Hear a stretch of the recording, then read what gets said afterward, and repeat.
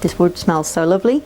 This is actually from a conifer tree which went down in my sister's garden about 2 or 3 years ago, and I spent a good afternoon chopping all these pieces up into small hobbit-sized pieces for my stove, and it's great to use them. They're beautifully seasoned. They keep me nice and warm, which is perfect because currently in the UK we're experiencing Storm Dara. You see the tiny house shaking, that is the storm doing its work. I thought I would do a fireside chat because it is the season to get nice and cozy by the fire, and I thought I would chat about the kindness of strangers part 2. I know I've talked about this topic before, but I thought just because of the current world affairs, it's always nice to hear a good story or a kind story, and I thought of some more instances where I've been out on my travels and I've felt the kindness of strangers. So the first story I'm going to talk about is my journey to Japan. For me to get to Japan, I had 3 flights. I had a 10-hour flight from Gatwick to Chongqing, and then from there to Shanghai, and then Shanghai to Osaka. So my story begins when I landed in Chongqing. I remember the weather being particularly bad. I had a 5-hour layover there which got extended. Flights had been cancelled here and there, but luckily my flight wasn't. I remember sitting in the terminal hall waiting to board the next flight, and I got talking to a guy called Luke. But Luke was also English. He was travelling for work. He'd been to quite a few interesting places. I think he'd been to Tunisia, Algeria and Pakistan, and he was going to Shanghai for business. So we got talking. It's actually quite useful to get a travel buddy. This means you're not always having to take your luggage with you. If you want to go to the shops and buy a snack or go to the bathroom, they can watch your belongings, which is very useful because it means you have to lug around a big heavy backpack everywhere you go. So we spent the next 5 hours just chatting intermittently and waiting to see if we're going to be able to board our next flight. Luckily we're able to. It was delayed by an hour or so, and 2 hours later we find ourselves in Shanghai. I had a 72-hour transit visa, and my original plan was to sleep in the airport, travel into Shanghai for the day, do a bit of sightseeing, and then travel back, spend the next night in Shanghai airport, and then fly on to Osaka. So I remember landing in Shanghai and seeing Luke again, and he asked what my plans were, and I said I'm going to find a corner somewhere in this airport, get a quick nap, and then head in Shanghai in the morning. And he said, well, my company have booked me a hotel room for the night. You're welcome to come and sleep on the floor, or if there's a spare bed, sleep in the spare bed, and then head in Shanghai in the morning. So I thought, cool, why not? That sounds perfect. So off we go, and luckily the hotel does amazingly have 3 separate single beds. So I was able to shower, get a good night's sleep, wake up feeling refreshed. We got up for breakfast in the morning, and then we got our separate ways. And I thought it'd be the end of Luke's kindness, but unknown to me, I'd be calling on his help again. So my plan was to go into Shanghai for the day. I go to the first ATM. Obviously to do that I need money, and when I travel with a MasterCard and a Visa card, just in case one doesn't work, the other one, fingers crossed, should work. So I go to the first ATM I find, and my Visa card doesn't work, but then my MasterCard won't work. And this happens at several ATMs. There's no exchange booth in the area, and obviously I can't find any Wi-Fi. I have a few English notes in my wallet. I go back to the hotel, and I remember knocking on the door, and Luke was still there, and I say, I'm really sorry, but I can't withdraw any money. Could you exchange this £20 note for some Chinese yuan? money. And then he opens his wallet and just hands me 100 yuan and just says, don't worry about it. And I'm like, you sure? Do you not want £20 change? And he's like, nah, don't worry about it.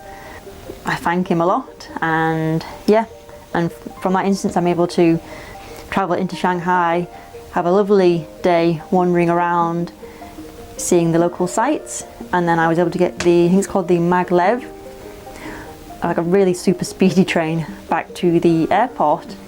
When I was looking back in the story, I was thinking if for some reason Luke had gone or I couldn't have withdrawn money, I'm thinking what would I have done in that instance? And I kind of think now maybe hitchhiked in Shanghai, or maybe if there'd been some Western tourists, go approach them.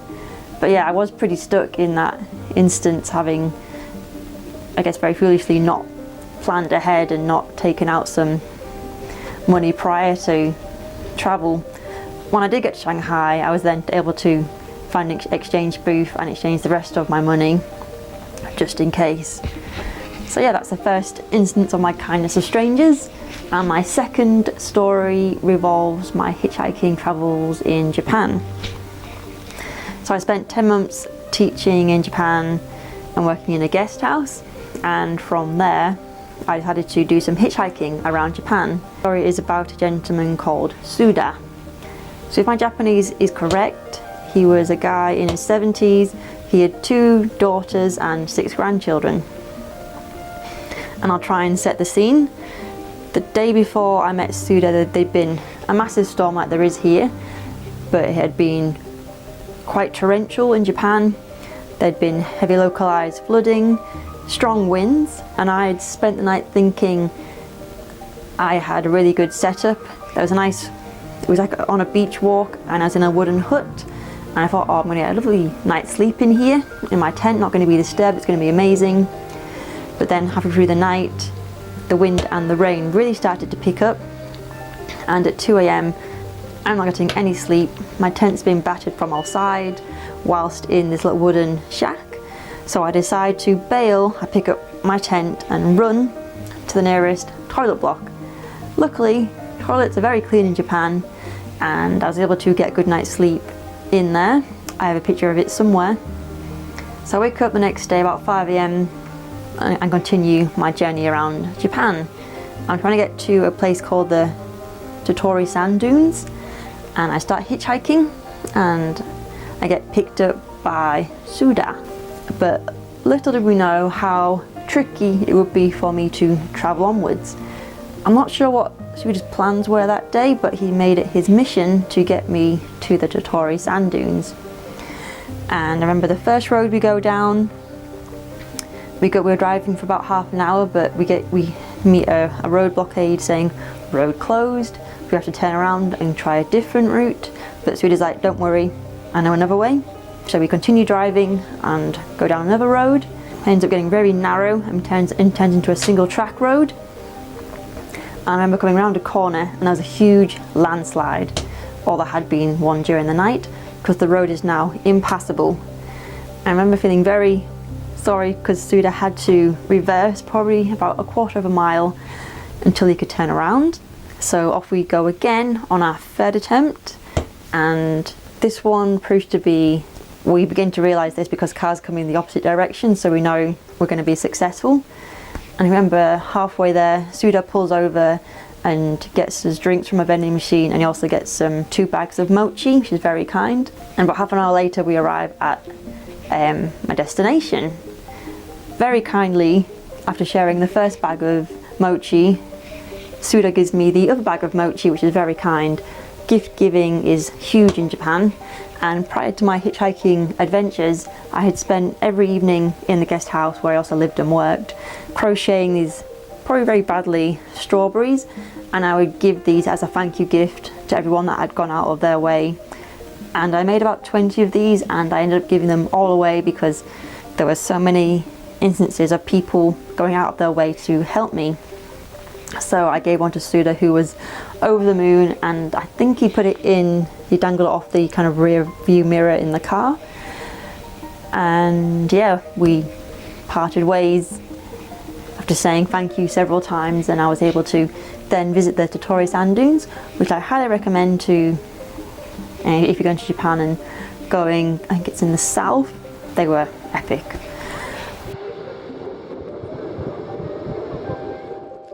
And that concludes my second tale of the kindness of strangers. I hope you enjoyed these tales and it brightened someone's day. And hopefully I'll plan some more fireside chats. If you have any more suggestions of what I could talk about, feel free to leave it in the comments below. Hope you have a good day, and yeah, take care guys.